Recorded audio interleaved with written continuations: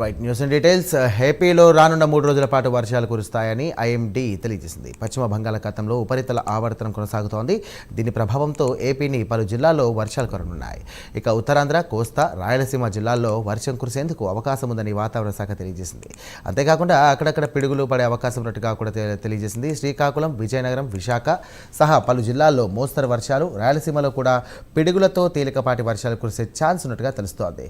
ఇక పల్నాడు, ప్రకాశం, నెల్లూరు, కర్నూలు జిల్లాలో వర్షం పడే అవకాశం ఉందని తెలియజేసింది వాతావరణ శాఖ. రైతులు జాగ్రత్తగా వ్యవహరించాల్సినటువంటి అవసరం ఉందని ఇక అధికారులు సూచించారు. పిడుగుల సమయంలో పొలాల్లో ఉండొద్దని హెచ్చరించారు. ఇదే అంశానికి సంబంధించి మరిన్ని డీటెయిల్స్ అందించడానికి మా కరెస్పాండెంట్ నరేష్ సిద్ధంగా ఉన్నారు. నరేష్, చెప్పండి, ఒక్కసారిగా వాతావరణం అంతా కూడా మారిపోయింది. ప్రస్తుతం అక్కడ పరిస్థితులు ఎలా ఉన్నాయి? నెల్లూరులో ఎలా ఉంది? ఏపీలో ఎలా ఉంది? మొత్తానికి చూసుకోవచ్చు, ఉత్తరాంధ్ర తీర ప్రాంతం, పశ్చిమ మధ్య బంగాళాఖాతంపై ఉపరితల ఆవర్తన ప్రభావం ఇప్పటికే ఏర్పడింది. ఈ నేపథ్యంలోనే రాష్ట్ర వ్యాప్తంగా ఉన్నటువంటి అనేక ప్రాంతాల్లో కూడా ఓ మోస్తరు నుంచి భారీ వర్షాలు కురవడంతో అక్కడక్కడ కూడా ఈ యొక్క వడగళ్లు వర్షం కురవడంతో చాలా తీవ్ర ఇబ్బందులు అయితే రైతాంగానికి మిగిలిచిందని చెప్పుకోవాలి. ఇది మరింత కూడా విస్తరించేటువంటి పరిస్థితి కనపడుతోంది. దీని ప్రభావంతో నేడు ఉత్తరాంధ్ర నుంచి రాయలసీమ వరకు కూడా వర్షాలు కురుస్తాయని చెప్పి ఏపీ విపత్తు నిర్వహణ సంస్థ వెల్లడించింది.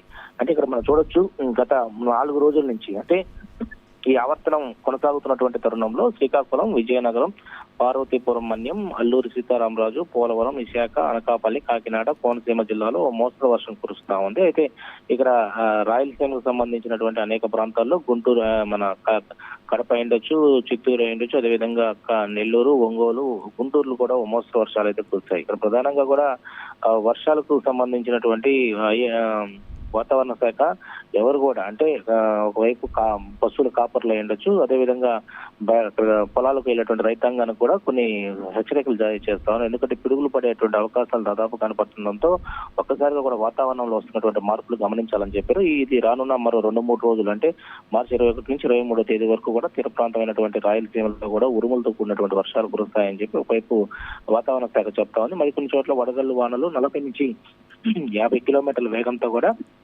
బలమైన గాలులు వీచే అవకాశం ఉందని చెప్పి ఒకవైపు వాతావరణ శాఖ చెప్తా ఉంది. ముఖ్యంగా ఉత్తరాంధ్ర, కోస్తా జిల్లాలో ప్రజలు అప్రమత్తంగా ఉండాలని చెప్తా ఉన్నారు. ఈ నేపథ్యంలోనే ప్రధానంగా కూడా అకాల వర్షం వల్ల నిమ్మ రైతులు అయ్యుండొచ్చు, మిర్చి రైతులు అయ్యుండొచ్చు, మామిడికాయ రైతులు అయ్యుండొచ్చు, మరియు మొక్కజొన్న పంటకు నష్టం వాటిల్లే అవకాశం ఉన్న నేపథ్యంలో రైతులను కూడా పంటలు రక్షించుకోవడానికి జాగ్రత్తలు తీసుకోవాలని చెప్పి ఒక హెచ్చరికలు అయితే జారీ చేయడం జరుగుతుంది. అయితే ఉరుములతో కూడినటువంటి వర్షాలు పడేటప్పుడు పిడుగులు పడేటువంటి అవకాశం ఉన్న నేపథ్యంలోనే అందరూ కూడా జాగ్రత్తలు తీసుకోవాలి. ఎక్కడైనా ఆస్తి నష్టం జరిగినప్పటికి కూడా దాన్ని సమకూర్చేటువంటి అంటే వాటిని రీప్లేస్మెంట్ చేయడానికి ప్రభుత్వాలు ఆదుకుంటాయి. కానీ ఇక్కడ ప్రాణ నష్టం జరగకుండా కూడా అన్ని ఏర్పాట్లు చూసుకోవాలని చెప్పి ఒకవైపు ఏపీ ప్రభుత్వం ఎప్పటికెప్పుడు కూడా టెలికాన్ఫరెన్స్లు పెట్టుకుంటుంది. జిల్లా కలెక్టర్లకు అయ్యుండొచ్చు, ఎస్పీలకు కూడా ఒక సూచనలు జారీ చేస్తా ఉన్నారు. ఎక్కడికెక్కడ కూడా సముద్ర తీరం ఉన్నటువంటి ప్రాంతాలు ఎక్కడెక్కడ అంతా కూడా మత్స్యకారులందరూ కూడా అలర్ట్ చేస్తా ఉన్నారు. చేపల వేటకు వెళ్ళేటువంటి వారిని కూడా కొంత సమయాన్ని పాటించాలా. ఎక్కడైతే వర్షా ప్రభావం ఎక్కువగా ఉంటుందో అంటే ఇది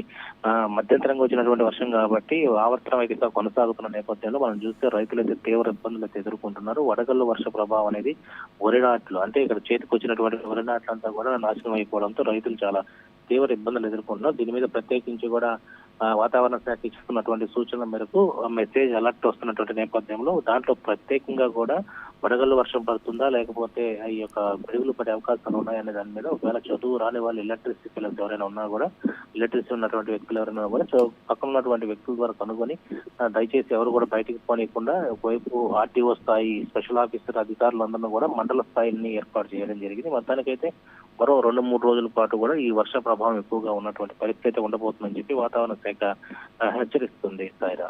రైట్, థ్యాంక్ యూ నరేష్.